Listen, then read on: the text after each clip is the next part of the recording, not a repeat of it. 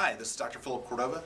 Today I'm going to answer the big question that people have all the time when they first come in with a new type of injury.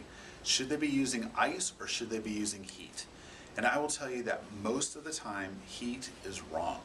Now whenever you hurt your back, people are going to constantly be telling you, just put heat on it, you put heat on it.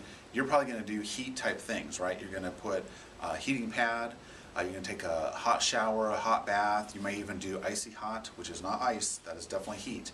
And so those are things that are going to tend to aggravate your back. In particular, what you generally have is inflammation. So that means that if you take your back of your hand and touch it on the spot that is already hurting, most of the time you're going to feel heat already there. So that means if there's heat there, adding more heat is not the solution. And that will be your good rule of thumb. So typically if you're going to use an anti-inflammatory, which would be taking away heat, you don't want to add heat back in. So ice is almost always the right way to go. It will not give you that effect that you often get when you put heat on, but generally as soon as you take that ice off, you're going to feel better.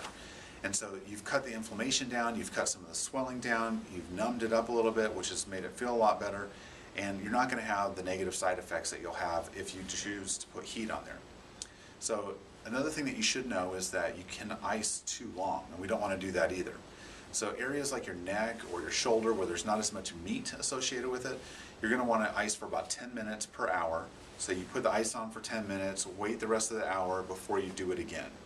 Doing too much ice will actually make the blood vessels kind of constrict. So what that's going to do is give you the physiological effect of heat, because they'll eventually open back up again, that you were trying to get away from.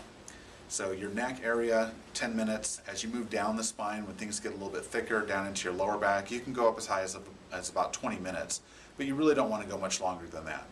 Obviously putting ice directly on the skin too could lead to frostbite if you did too much ice.